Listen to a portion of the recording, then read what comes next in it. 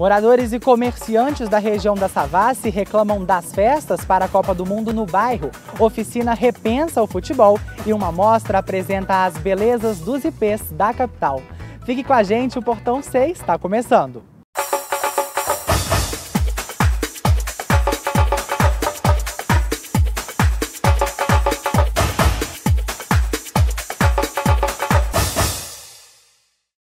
Olá, seja bem-vindo ao Portão C. Nós falamos diretamente aqui da frente do Mineirão, na Escola de Veterinária da UFMG.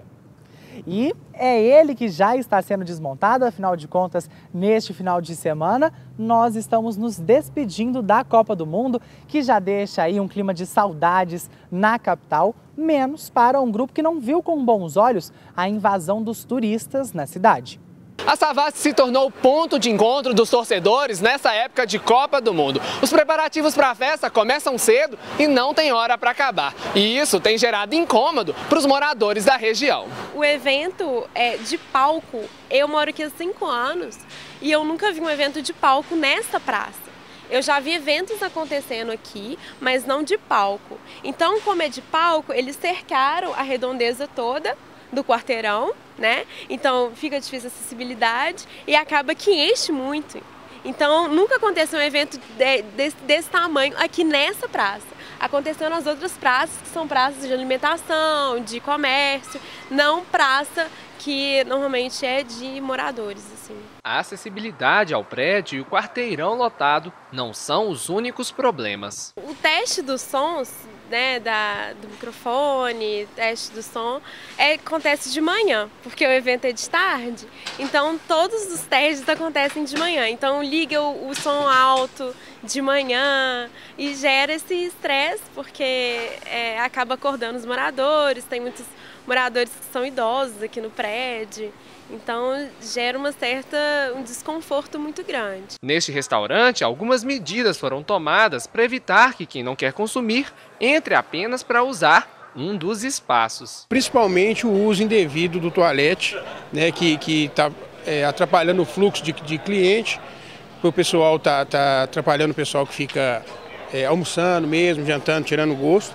E fica fazendo muito tumulto, muito conversinha. Colocamos segurança a mais, colocamos a grade de segurança justamente para não entrar pessoal, para também o foco é não atrapalhar quem está sentado e obviamente consumindo. O presidente da Associação de Moradores da Savassi reconhece que algumas pessoas estão insatisfeitas, mas afirma que elas são minoria. Eu diria que a maioria dos moradores da Savassi para este evento da Copa, apesar eventualmente do transtorno que é mais centralizado na Praça da Savassi, está satisfeito. Isto porque é um pouco a imagem da Savassi, de Belo Horizonte, para os olhos dos turismos estrangeiros. E com o fim da Copa se aproximando, fica um aprendizado para que nos próximos eventos não saia ninguém descontente. Esta experiência deve nos servir para fazer o quê?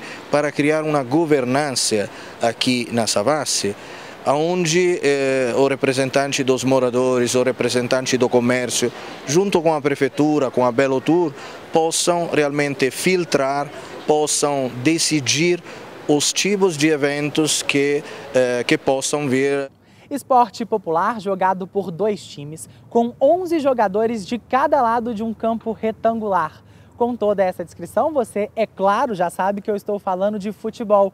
Mas se alguma coisa dessas fosse diferente? É isso que propõe o projeto MAPA, com uma série de ações que discutem as transformações dos espaços urbanos. Será que precisa ser assim o jogo, né? Que precisa ter 2 times, que precisa ser um campo retangular? Reinventar o peteleco, muito conhecido como futebol de prego, e mostrá-lo como uma brincadeira lúdica. É o objetivo desta oficina. E aqui vale de tudo, 3 traves e até nenhuma trave. O limite é a imaginação. Eu comecei fazendo um campo de futebol em formato de pipa, mas só que eu acho que ele não ficou muito bom não, aí eu fui lá, desmontei e fiz um que já está montado bem ali e estou continuando aqui, né? A gente tenta fazer, eles desenham as coisas mais loucas, a gente não. Aí olha assim, dá para fazer, então vamos fazer. Aí fizemos assim. Eles ficam loucos, né? Viram pro menino e falam assim, você pode fazer o que você quiser. Dar asas à imaginação e ainda alegrar a moçada, que mostra, com o jogo, a verdadeira essência do futebol.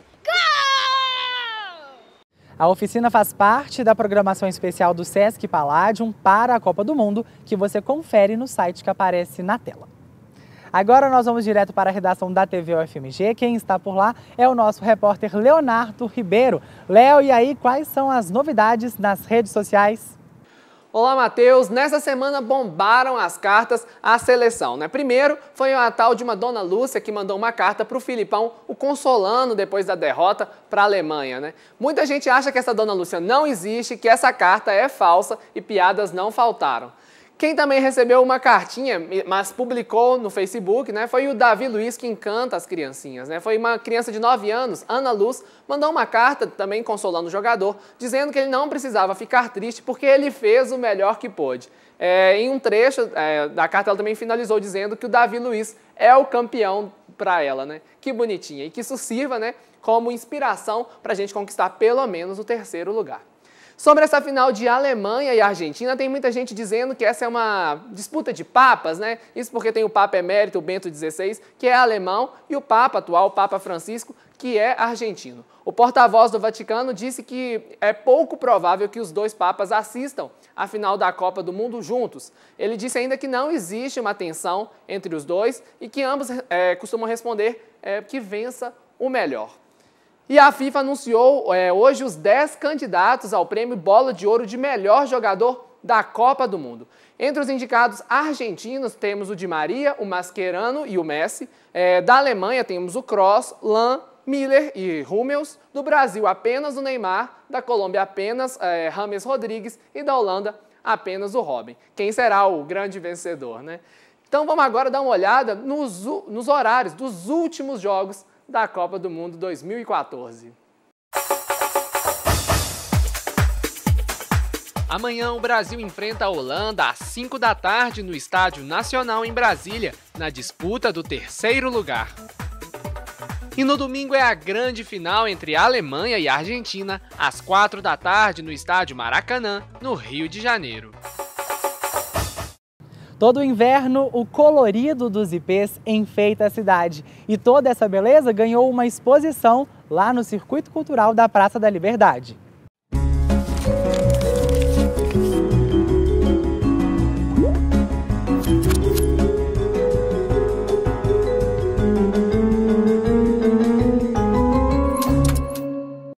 Sinfonia para uma cidade-jardim. É este o nome da instalação audiovisual que vai mexer com Belo Horizonte neste período de Copa do Mundo.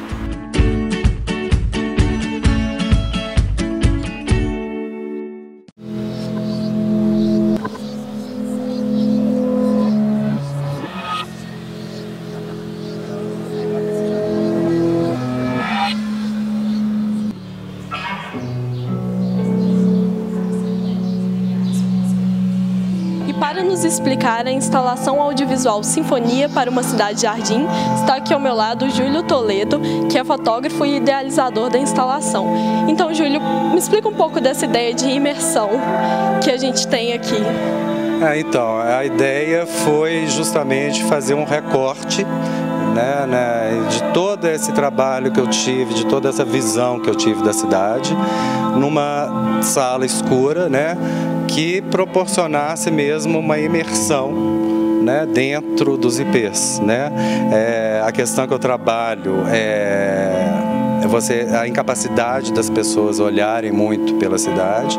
Então a gente trouxe os ipês para dentro dessa sala, através de um recurso muito planejado, nada foi de graça, a gente planejou a engenharia dessas telas e junto à trilha acho que a gente conseguiu criar esse clima de intimidade com a cidade e com a sua paisagem natural e a paisagem construída, o patrimônio e a cidade do dia a dia que todo mundo passa correndo despercebido.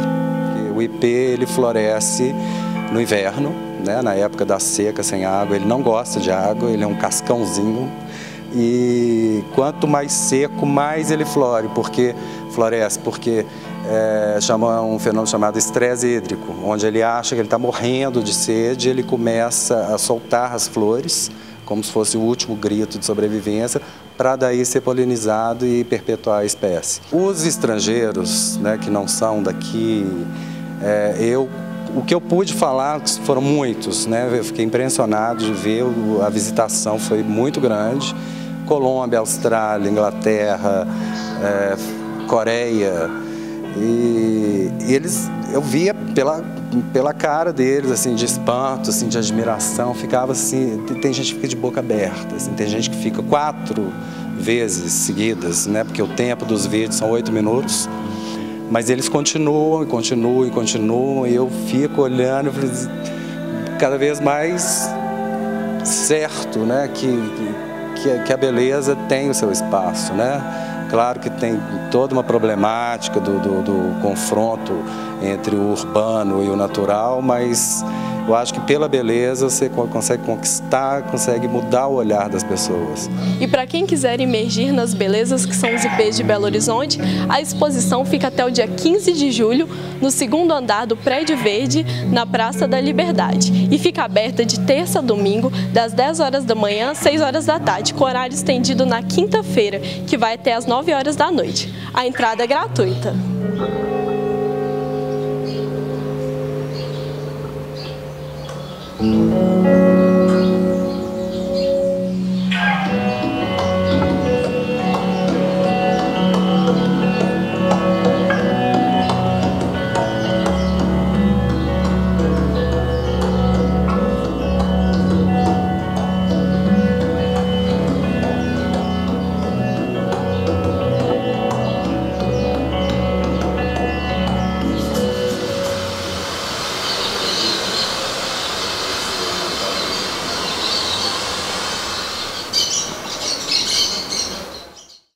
O Portão C de hoje vai ficando por aqui. Nós voltamos na próxima segunda-feira, direto da Escola de Veterinária. Já tô te esperando, hein? Até lá!